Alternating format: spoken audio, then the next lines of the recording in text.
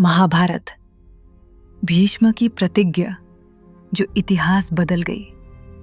Season 1, episode 3। कई साल बीत गए जब देवी गंगा ने हस्तिनापुर छोड़ दिया। नरी अब भी महान राज्य के पास से बह रही थी, ऊपर से शांत, लेकिन अपने पानी के नीचे किस्मत के गहरे राज संभले हुए। राजा शांतनु अब भी बुद्धि और न्याय के साथ राज्य चला रहे थे। उनकी प्रजा फल फूल रही थी, धर्म देश का मार्गदर्शन कर रहा था। लेकिन महल के अंदर खामोशी वापस आ चुकी थी। शांतनु का बेटा देवव्रत एक ऐसा युवक बना जो आम नहीं था। बचपन से ही अनुशासन ने उसकी जिंदगी को आकार दिया। वो सूरज निकलने से पहले उठता, थकान तक अभ्यास करता और ज्ञान इतना पढ़ लेता कि वो उसका स्वभाव बन जाता। ऋषि वशिष्ठ के नीचे उसने शास्त्र और राजधर्म सीखा। परशुराम के नीचे उसने युद्ध की कला में निपुणता हासिल की। कोई हथियार उसका सामना ना कर सका, कोई चुनौती उसे डरा ना सकी। यहां तक कि देवता भी चुपचाप देखते रहे, जानते हुए कि ये राजकुमार कोई आम आत्मा नहीं है। फिर भी देवव्रत ने कभी प्रशंसा नहीं चाही। वो जीता था कर्तव्य के लिए, धर्म के लिए और अपने पिता के लिए। हस्तिनापुर के लोग उसका नाम गर्व से लेते थे। यही हमारा भविष्य का राजा है, वो कहते थे। शांतनु की विरासत के योग्य शासक। और शांतनु भी दिल से ये मानता था, लेकिन किस्मत किसी और रास्ते की तैयारी कर रही थी। एक दिन नदी के किनारे चलते हुए शांतनु ने एक युवती को मछुआरों से बात करते देखा। उसके कपड़े साढ़े थे, हाथों पर मेहनत के निशान थे, फिर भी उसकी मौजूदगी प्रभावशाली थी। उसकी आंखें स्थिर और निडर थी। उसका नाम था सत्यवती, मछुआरे की बेटी, जो नौकाओं और जालों के बीच पली थी, लेकिन जिस पर स्वयं किस्मत की छाप थी। शांतनु ने उससे बात की और उनके मन के अंदर कुछ फिर से जग उठा। ये जवानी का प्रेम नहीं था, बल्कि एक शांत सी इच्छा, जीवन के अंतिम सालों में सहारा और साथ पाने की। शांतनु ने अपनी भावनाओं को दबाने की कोशिश की। एक राजा को इच्छा से ऊपर उठना चाहिए, उन्होंने अपने आप से कहा। लेकिन दिल कभी ताज की बात नहीं मानता। धीरे धीरे बदलाव दिखने लगा। शांतनु के कदम भारी हो गए, उनकी आवाज कमजोर पड़ गई, उनकी मुस्कान फीकी हो गई। राजसभा चिंतित हो उठी।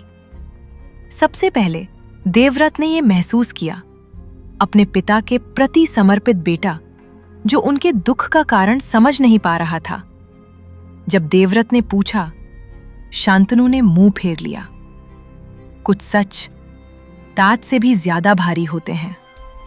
अंत में देवव्रत को सच पता चल गया। सत्यवती और उनके बीच खदी रुकावट। सत्यवती के पिता, मछुआरों के मुखिया, अपनी शर्त साफ रख चुके थे। मेरी बेटी राजा से विवाह करेगी, उन्होंने शांति से कहा, लेकिन सिर्फ तब जब उसका बेटा हस्तिनापुर का राजा बनेगा। शांतनु इससे स्वीकार नहीं कर सकते थे। देवव्रत ही वास्तविक उत्तराधिकारी था, ऋषियों द्वारा शिक्षित, प्रजा का प्रिया। उससे गद्दी से दूर करना अन्याय होता। इसलिए शांतनु वापस लौट गए, इच्छा के बदले कर्तव्य चुनते हुए, खुशी के बदले खामोशी चुनते हुए। जब देवव्रत को सच पता चला, उसका मन गुस्से से नहीं भरा, उसका मन दृढ़ निश्चय से भर गया। उस रात देवव्रत सितारों के नीचे अकेला खड़ा था। उसने धर्मा पर विचार किया। एक राजकुमार का कर्तव्य क्या है जब उसका पिता दुख में हो? एक पुत्र का कर्तव्य क्या है जब पूरे राज्य का भविष्य दांव पर हो? सुबह होते ही देवव्रत अपने रथ पर चढ़ा। किसी को बताए बिना वो मछुआरों के गांव की ओर निकल पड़ा। नरी चुपचाप उसके साथ बह रही थी, जैसे देख रही हो, जैसे इंतजार कर रही हो। देवव्रत मछुआरों के मुखिया के सामने खड़ा हुआ। उसकी मुद्रा शांत थी, आंखें अटल। मैं आया हूं, उसने कहा, हर शंका और हर भय मिटाने। मुखिया ने ध्यान से सुना। देवव्रत ने बिना हिचकिचाहट कहा, मैं हस्तिनापुर के सिंहासन पर अपना अधिकार छोड़ता हूं। मछुआरे हैरान हो गए, लेकिन मुखिया सतर्क रहा। तुम्हारे पुत्रों का क्या? उसने पूछा। अगर कभी वो गद्दी का दावा करे तो? देवव्रत ने गहरी सांस ली और फिर उसने वो किया जो दुनिया ने पहले कभी नहीं देखा था।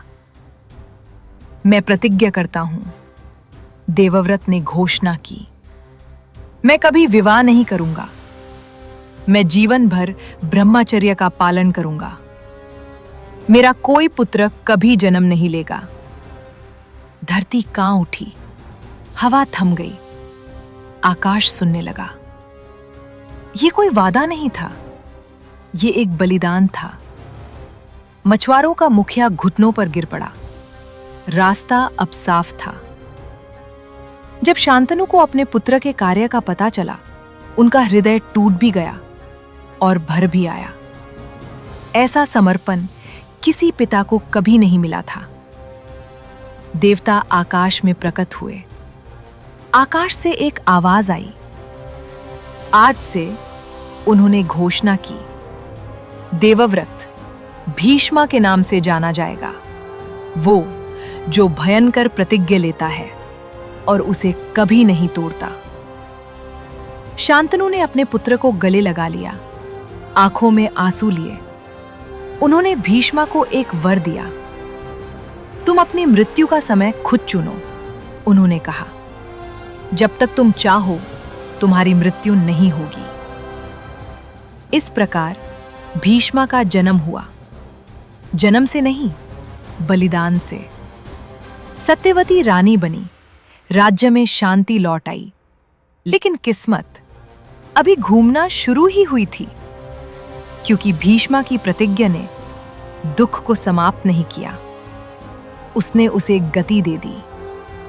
हस्तिनापुर का सिंहासन अब एक ऐसे बलिदान पर टिका था, इतना महान कि उसकी कीमत पीढ़ी दर पीढ़ी गूंजती रहेगी। अगले एपिसोड में सत्यवती के पुत्रों का जन्म होगा, राजवंश और कामजोर पड़ेगा, और भीष्मा को ऐसे निर्णय लेने पड़ेंगे जो उसे किस्मत के अटल जाल में और गहरा खींच लेंगे। अगर आप समझना चाहते हैं कि कैसे एक प्रतिज्ञा ने इतिहास के सबसे बड़े युद्ध को आकार दिया, तो कृपया इस वीडियो को लाइक करें, चैनल को सब्सक्राइब करें और इसे उन लोगों के साथ शेयर करें जो भारत के महान महाकाव्य को समझना चाहते हैं। एक कहानी एक एक करके